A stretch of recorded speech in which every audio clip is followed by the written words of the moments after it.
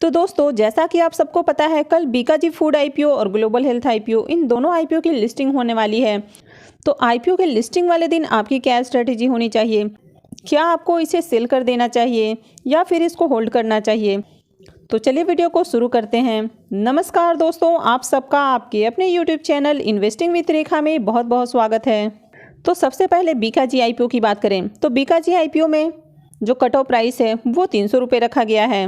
और आईपीओ में सब्सक्रिप्शन को देखें तो क्यूआईबीज ने इसमें बहुत अच्छा सब्सक्राइब किया और क्यूआईबीज पोर्शन में आईपीओ 18.63 टाइम सब्सक्राइब हुआ है।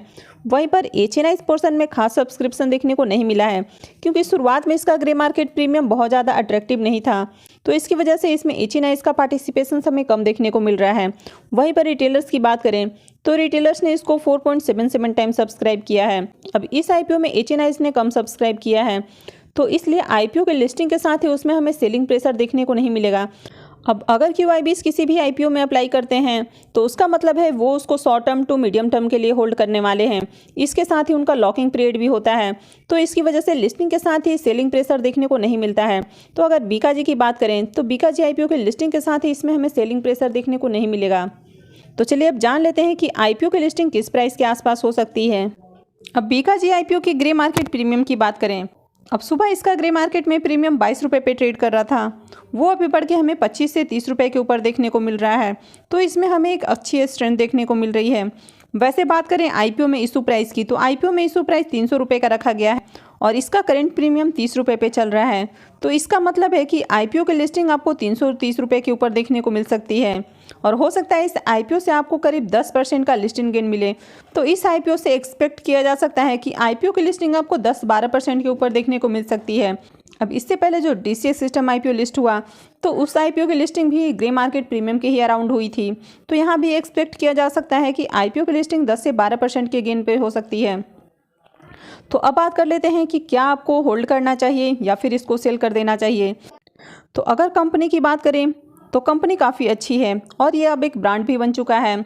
तो अगर आपने आईपीओ में लॉन्ग टर्म के लिए अप्लाई किया है तो फिर आप इस आईपीओ को होल्ड कर सकते हैं। तो बात कर लेते हैं उन लोगों की जिन्होंने इस आईपीओ में लिस्टिंग गेन के लिए अप्लाई किया है। तो अगर आपका पर्पस लिस्टिंग गेन लेना है तो फिर आप आईपीओ के लिस्टिंग के साथ ही आप इसमें अपना प्रॉफिट बुक कर सकते हैं, लेकिन यहाँ पर ज़्यादा आपको प्रॉफिट बुकिंग देखने को नहीं मिलेगी। तो हो सकता है कि आपको इसके प्राइस में थोड़ी सी स्ट्रेंथ देखने को मिले और इसका प्राइस 330 से थोड़ा सा ऊपर जाने की कोशिश करें। लेकिन अगर आप ज़्यादा रिस्क नहीं उठाना चाहते हैं तो फिर आप आईपीओ के लिस्टिंग के साथ ही अपने पोजीशन को एग्जिट कर सकते हैं। तो दोस्तों, आई होप कि आपको समझ में आ गया होगा कि आपको बीकाजी आईपीओ में लिस्टिंग वाले दिन क्या करना है। आपको इसको होल्ड करना है या फिर इसको सेल कर देना है। तो चलिए बात कर लेते हैं ग्लोबल हेल्थ आईपीओ के बारे में। अब ग्लोबल हेल्थ आईपीओ की बात करें तो यहाँ पर बुकिंग प्राइस 336 रुपये रखा गया है। बीकाजी की बात करें या फिर ग्लोबल हेल्थ आईपीओ की बात करें तो ये दोनों ही आईपीओ वैल्यूएशन वाइज देखा जाए तो थोड़े से हमें हाई प्राइस पे देखने को मिल रहे हैं। तो इसकी वजह से इसकी ग्रे मार्केट में थोड़ी सी हमें डिमांड कम देखने को मिल रही है और इसकी वजह से ही ग्रे मार्केट प्रीमियम में हमें राइस देखने को नहीं मिल रहा है, क्योंकि ऑलरेडी इसका जो प्राइस है वो काफ़ी हाई रखा गया है।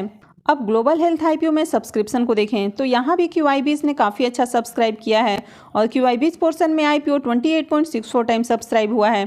वहीं पर एचएनआईज की बात करें तो एचएनआईज ने इसको बहुत कम सब्सक्राइब किया है और एचएनआईज पोर्शन में आईपीओ मात्र 4 गुना ही सब्सक्राइब हुआ है।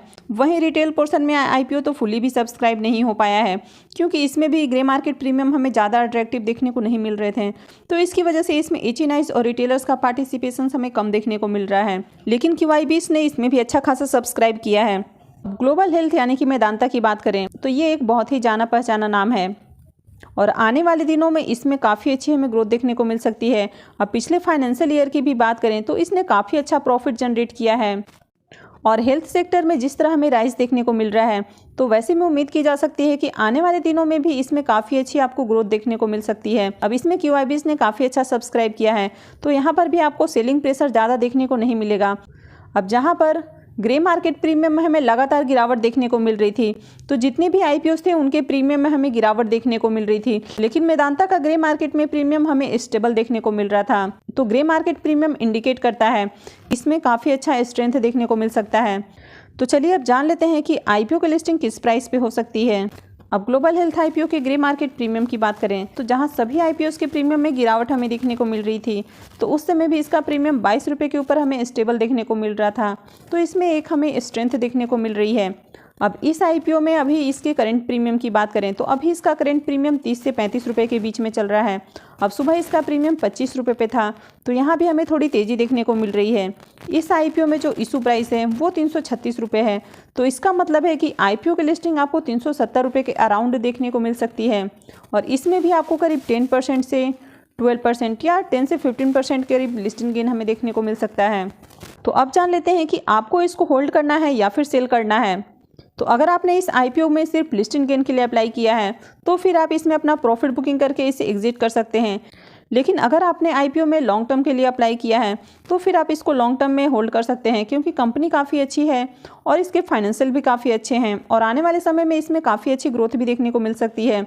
तो आप इसमें अगर लॉन्ग टर्म इन्वेस्टर बनना चाहते हैं तो फिर आप इसको होल्ड कर सकते हैं। तो अभी हाल फिलहाल में जो भी आईपीओ लिस्ट हुए हैं तो उनमें हमने देखा कि आईपीओ की लिस्टिंग के साथ ही उसमें हमें काफ़ी अच्छी ग्रोथ देखने को मिली है। तो जिन्होंने भी आईपीओ में लिस्टिंग के साथ ही एग्जिट कर लिया तो उनको अफसोस हो रहा था कि मैंने इससे एग्जिट क्यों कर लिया, और हम अगर इसको कुछ दिन होल्ड करके रखते हैं तो इसमें हो सकता था कि हमें अच्छा प्रॉफिट मिले। लेकिन अभी उनकी जो प्राइस है वो काफ़ी नीचे आ चुकी है। तो ऐसे में अगर आपका पर्पस लिस्टिंग गेन लेना है तो फिर आप इसमें लिस्टिंग गेन लेके एग्जिट कर लीजिए, और अगर आपने सिर्फ इसको लॉन्ग टर्म के लिए ही अप्लाई किया है तो ही आप इसमें होल्ड करें। तो दोस्तों आई होप कि आपने समझ लिया होगा कि आपको आईपीओ के लिस्टिंग वाले दिन क्या करना है, आपको इसमें प्रॉफिट बुकिंग करना है या फिर आप इसको होल्ड करने वाले हैं। तो दोस्तों अगर आपको वीडियो अच्छी लगी है तो प्लीज़ वीडियो को लाइक कर दें, और आगे भी इसी तरह की इन्फॉर्मेशन से जुड़े रहने के लिए चैनल को सब्सक्राइब कर लें। और वीडियो को अंत तक देखने के लिए आप सबका बहुत बहुत धन्यवाद।